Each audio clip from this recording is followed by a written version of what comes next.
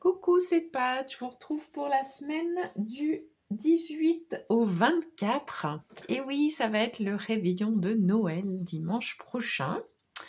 Donc moi j'ai hâte, je suis toute contente puisque j'ai mes enfants à la maison.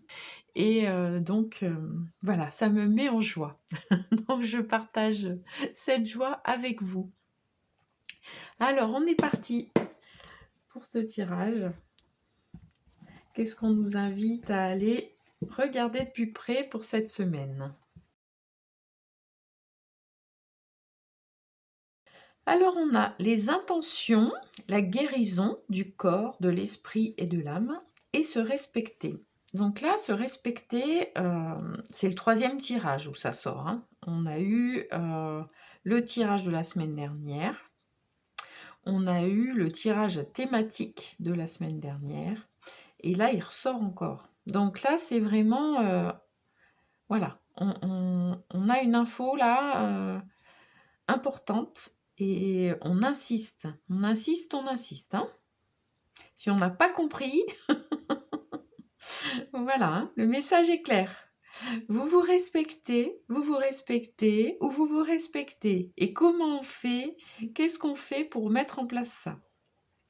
Et là, ce qu'on nous dit, c'est déjà de poser nos intentions par rapport à plusieurs choses. Donc, se respecter, hein, et puis aussi la guérison à tous les niveaux. On a ce sentiment-là depuis quelque temps, il y a quand même des énergies, c'est assez lourd, hein, je ne sais pas vous, mais moi c'est ce que je ressens en tous les cas, et où ouais, il y a des messages, il y a des synchronicités, il y a des événements, enfin bref, il y a plein de choses qui se passent, où on nous dit quelles sont vos intentions par rapport à votre guérison. Est-ce que vous êtes en train de vous occuper de ça? Est-ce que vous êtes en train de vous occuper de vous? De vous occuper de ce qui est nécessaire, indispensable pour vous, en fait. La guérison, là, c'est vraiment une guérison profonde, une guérison dont on a besoin. On ressent ça au fond de nous. Et là, on nous dit de poser nos intentions dans ce sens, en fait. Vous me direz si ça vous parle et comment ça se passe pour vous en commentaire. Ça me fera plaisir de vous lire et de partager avec vous sur ce sujet. Alors, je ne sais pas pourquoi je rebats les cartes. Eh bien, écoutez, c'est que je dois en piocher d'autres, on va dire ça. Ouais, on nous parle d'humilité. C'est dans le sens où, oui, on pose nos intentions, on a besoin, envie de guérir, et on y va tranquillement. On est en train de mettre des choses en place pour mieux se respecter, mieux s'écouter, mieux écouter nos besoins, mettre nos limites, oser dire non, savoir dire non, avoir la bonne manière de le faire. Et on nous dit d'y aller avec humilité dans le sens où, oui, c'est pas facile, c'est pas des choses qu'on a l'habitude de faire, qu'on on a besoin de temps, on a besoin d'apprendre.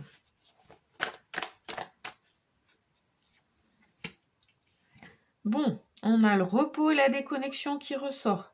Non, mais là, il y a vraiment ouais, des messages très forts pour nous dire, mais regardez vraiment avec honnêteté, j'allais dire, avec objectivité, avec douceur aussi, de quoi vous avez besoin pour vous sentir mieux, pour vous sentir en paix, pour vous sentir en accord avec vous-même et à vous respecter.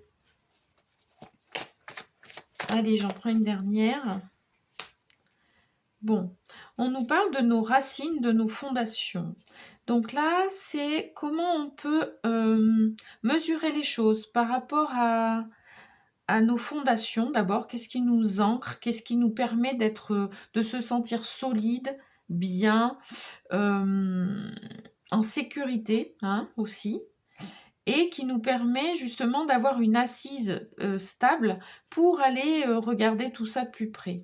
Parce que, évidemment que quand on parle de tout ça, quand on parle de guérison, quand on parle de se respecter, on en a parlé la semaine dernière, ça peut secouer, ça peut déstabiliser, ça peut être inconfortable. Donc là, on nous dit, regardez, tout ce qui est solide et ce qui vous permet d'aller voir ça, de manière, équilibrée, stable. Vous voyez? Et puis nos racines, hein, on en avait parlé aussi il y a quelque temps, donc de voir nos racines. Qu'est-ce qui nous permet de nous sentir en sécurité? Qu'est-ce qui est important de garder et qui sont nos racines et que nous, on décide de garder au niveau fondation? Et puis, qu'est-ce qui est intéressant à se dire, bon, là maintenant c'est bon, ça c'est fait, ça m'a servi à un moment donné, ça a été important pour moi à un moment donné, mais là aujourd'hui, je sens que ça ne m'aide plus, je sens que ça ne me fait plus avancer, voire ça me freine. Donc je le laisse et je pars sur d'autres choses, quoi. Bon, on parlait de vos besoins, on parlait de tout ça, hein. Ouais, accepter les choses telles qu'elles sont pour sortir de la résistance et puis se reconnecter au plaisir et la passion. Donc là, on nous interpelle par rapport à nos besoins. Donc c'est ce qu'on disait tout à l'heure, hein. Ça, voilà, je pense que j'ai pas vraiment quelque chose à rajouter par rapport à ça. Par contre, là, ce qu'on nous dit, c'est d'accepter nos besoins, d'accepter nos étapes, d'accepter où on en est aussi, hein, par rapport à tout ça. Et puis, ça va nous permettre, l'acceptation, ça nous permet de sortir de la résistance, ça nous permet de sortir de ce truc où on est dans le forcing en permanence, où on se force, où on se dit que si, il faut le faire, c'est important, voilà, il faut, il y a qu'à, enfin, vous voyez le truc, quoi. Et donc là, on nous invite à nous reconnecter à nos plaisirs, à nos passions, à ce qui nous fait du bien, à ce qui est important pour nous. Et puis, on est sur la fin de l'année, hein, et là, c'est vraiment, quelque part, faire le point de notre année, de où on en est par rapport à tout ça, à notre chemin d'évolution. Est-ce qu'on est satisfait ou satisfaite? Est-ce que c'est OK pour nous ou pas? Et puis, ce qui n'est pas OK, est-ce qu'on veut continuer à avancer là-dessus et donc à poser des intentions par rapport à ça? Ou est-ce que c'est des choses, finalement, on se dit, c'est pas quelque chose de prioritaire, c'est pas quelque chose dont j'ai finalement besoin, et je le laisse de côté et je pose mes intentions, mes nouvelles intentions. On va aller voir dans le Rider-Waite Tarot quelques conseils. Bon, vous connaissez, hein, le déroulé. Mais j'aime bien changer en fonction de mon inspiration aussi. Donc on a tiré un peu plus de cartes là. Alors, j'ai le roi d'épée qui est ressorti là, qui s'est tourné. Et puis, on a le 9 de denier. Allez, je vais le mettre là. Donc, le roi d'épée, il est décidé, il est... comment dire, il se sent fort à l'intérieur de lui-même, fort de savoir prendre des décisions, savoir se positionner, décider de ce qui est bon pour lui aussi. Il est calme, hein. Il est vraiment, voilà, il est posé, réfléchi. C'est pas quelque chose de compliqué ou d'irrationnel ou de... Voilà, on est dans quelque chose de construit, vous voyez, et de stable, hein. Et puis on a ce 9 de denier. Ce 9 de denier, ce qu'il nous dit, c'est que on est en train d'avancer sur tout ça, on a des étapes, on a des choses qu'on met en place, et là on est vraiment en train de mesurer tous les efforts qu'on a fait, toutes les graines qu'on a semées. Et là, on est en train de voir le moment où on récolte, en fait, hein, où on récolte le fruit de notre travail sur nous-mêmes, hein. C'est une magnifique carte, hein, le 9 de denier. Elle est sereine, elle est bien. On est stable au niveau matériel, on est stable dans ce qu'on a construit. On voit que ça, que c'est du solide en fait, hein, vous voyez. Et on a le 3 de bâton. Donc le 3 de bâton, on est dans les perspectives. On regarde, on évalue. On est vraiment dans l'observation constructive et objective. On sait faire. On a confiance en nous pour évaluer les choses de manière correcte, honnête, juste. Vous voyez ? Et par rapport à nos besoins, on nous invite à le faire aussi, donc dans ce sens-là. C'est où on en est, ce qu'on a fait et ce qui est OK là pour nous. Mais c'est aussi par rapport à nos besoins, est-ce qu'on peut avoir une vision objective, constructive, honnête de ce dont on a besoin? Ouais. On a le valet de bâton qui donc est en train d'apprendre à se reconnecter à sa passion, au plaisir, hein. On en parlait tout à l'heure avec cette carte-là. Et là, on nous dit observer, regarder, évaluer correctement et de manière juste pour vous ouvrir à d'autres choses, pour ne pas rester coincé dans quelque chose qui ne vous convient pas et d'être dans le plaisir, dans quelque chose ouais, de chouette, quoi, qui vous fait avancer, qui vous nourrit, enfin voilà. Et pour sortir de l'épuisement, du ressassement, là, le 10 d'épée, il est HS, quoi. Il n'en peut plus de tourner des trucs en boucle dans sa tête, de toujours être dans le contrôle, etc. Et là, on nous dit, ouais, mettez un peu de fun aussi dans votre vie. C'est OK de prendre des décisions, c'est OK de poser des intentions, c'est OK d'avoir envie de guérir, mais mettez un peu de joie, de fun, de plaisir, vous voyez?